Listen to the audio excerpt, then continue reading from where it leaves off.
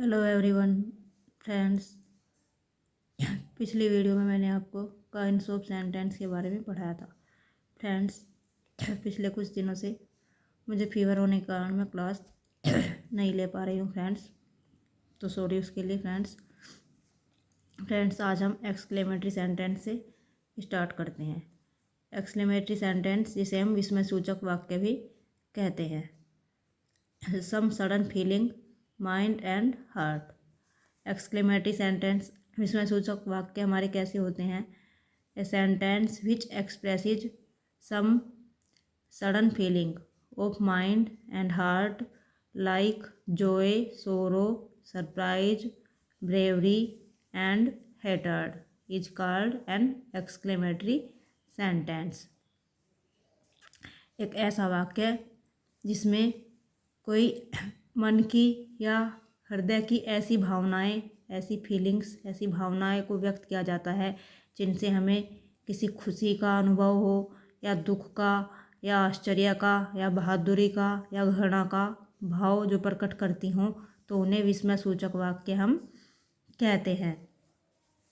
Friends, example देख लेते हैं। एलास सी फेल्ड, यह इसमें दुख का भाव प्रकट हो रहा है, सोरो का। तो इस तरह से हम ये सेंटेंस बनाते हैं। Hurray we have won the match. Happy feeling के लिए, कोई खुशी की फीलिंग हमें हो रही है, तो उसके लिए हम खुश होकर हमने मैच जीत लिया है। ये हमारा एक्सक्लेमेटरी वाक्य है। Bravo you have done well, ये ब्रेवरी के लिए एग्जाम्पल है। What a fine picture it is, how beautiful you are. ये सरप्राइज के लिए हम कैसे सेंटेंस बनाएंगे कि कितनी सुंदर पिक्चर है और तुम कितने सुंदर हो। तो ये आश्चर्य का भाव इससे प्रकट होता है। 5 सी डिड सच वर्क हेटर्ड, इससे घृणा का भाव कि छी उसने ऐसा कार्य किया, हेटर्ड घृणा का भाव प्रकट होता है। हश कीप क्वाइट, इससे पीस शांति का भाव प्रकट होता है। शैक समवन इज देयर, फियर डर का भाव।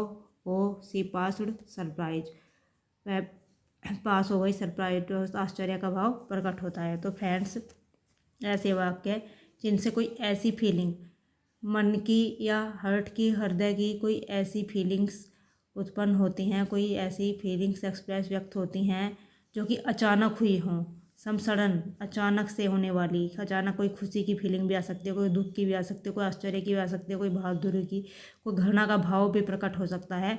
तो ऐसे वाक्यों को हम एक्सक्लेमेटरी सेंटेंस कहते हैं।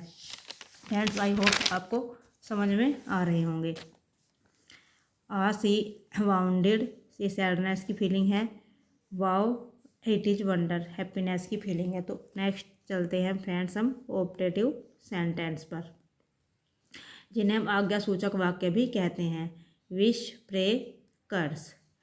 A sentence which expresses wish, pray and curse is called an optative sentence.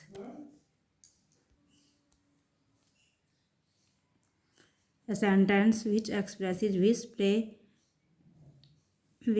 and curse is called an optative sentence। तो एक ऐसा वाक्य जिससे कोई इच्छा, प्रार्थना या किसी को श्राप देने का भाव प्रकट होता हो, उसे हम ऑप्टेटिव सेंटेंस या आज्ञा सूचक वाक्य कहते हैं।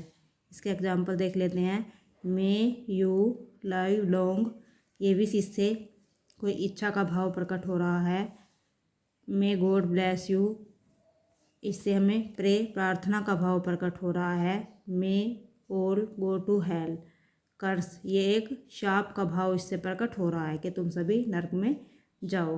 तो फ्रेंड्स, ये हमारा ऑप्टेटिव सेंटेंस है जिससे कि हमें किसी इच्छा या प्रार्थना या किसी को शाप देने आदि के भाव प्रकट होते हैं, उन्हें ऑप्टेटिव सेंटेंस कहते हैं। ऑप्टेटिव सेंटेंस में हम ऑप्टेटिव जो हमारा मार्क होता है ये हम लगाते हैं, इसमें ये लगा हुआ होता है।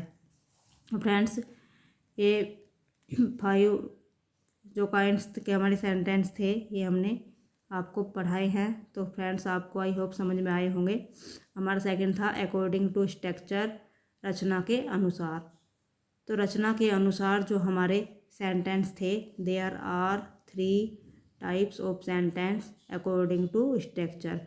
रचना के आधार पर सेंटेंस 3 प्रकार के थे। 3 प्रकार से हम डिवाइड कर सकते हैं, simple sentence, complex sentence and compound sentence. Simple sentence को साधारण वाक्य भी हम कहते हैं, कॉम्प्लेक्स सेंटेंस को मिश्रित वाक्य कहते हैं एंड कंपाउंड सेंटेंस को संयुक्त वाक्य कहते हैं। तो फ्रेंड्स ये हमारे स्ट्रक्चर के आधार पर, रचना के आधार पर हमारे टेंस 3 प्रकार के होते हैं। तो आई होप आपको 5 प्रकार के जो मैंने आपको टेंस बताए थे, assertive sentence, interrogative sentence, optative, exclamatory and imperative, ये 5 प्रकार के आपको समझ में आ गए होंगे। और ये रचना के आधार पर हमारे 3 प्रकार के होते हैं। क्लोज क्या होती है फ्रेंड्स हमारी? क्लोज को हम उपवाक्य भी कहते हैं। A group of words having a subject and predicate is called clause. एक ऐसा शब्दों का एक ऐसा समूह जिसमें कोई एक सब्जेक्ट होता है, एक कर्ता होता है और एक प्रेडिकेट होता है, उसे हम क्लोज कहते हैं। वो एक सब्जेक्ट हो उसमें और एक कर्ता हो, सब्जेक्ट और प्रेडिकेट वाला हमारा वाक्य कहलाता है। तो जिसमें जो कोई एक सब्जेक्ट या एक कर्ता एक प्रेडिकेट रखता हो, उसे हम क्लोज या उपवाक्य कहते हैं। तो हमारे क्लोज भी there are 3 kinds of clause के भी हमारे 3 काइंड्स हैं, प्रिंसिपल, इंडिपेंडेंट क्लोज या मेन क्लोज, जिसको प्रोमिनेंट क्लोज या चीफ क्लोज हम मुख्य उपवाक्य भी कहते हैं। तो फ्रेंड्स हमारे जो सिंपल सेंटेंस होते हैं उनमें कंजंक्शन नहीं होता है, और कॉम्प्लेक्स सेंटेंस में हमारे सब ऑर्डिनेटिंग कंजंक्शन से हमारा जुड़ा हुआ जो होता है उसे हम कॉम्प्लेक्स सेंटेंस कहते हैं। कंपाउंड सेंटेंस कोऑर्डिनेटिंग कंजंक्शन जो होते हैं उनसे जुड़े हुए जो हमारे वाक्य होते हैं उन्हें हम कंपाउंड सेंटेंस कहते हैं। तो फ्रेंड्स इन सब के बारे में भी मैं आपको नेक्स्ट आगे आने वाली क्लास में ये सारी चीज़ें मैं आपको पढ़ाऊँगी। उसके लिए फ्रेंड्स आप प्लीज़ चैनल को सब्सक्राइब करिएगा, वीडियो को लाइक एंड शेयर करेगा। तो फ्रेंड्स आई होप आप सभी को क्लास समझ में आती होंगी। क्लास समझ में आती हैं तो प्लीज़ सपोर्ट करना फ्रेंड्स, एंड वीडियो को 2-3 बार जब आप अच्छे से पढ़ते हैं तो आपको सारी चीज़ें समझ में आ जाती हैं फ्रेंड्स। तो फ्रेंड्स पढ़ते रहिए और अपनी तैयारी करते रहिए। Okay friends, thanks.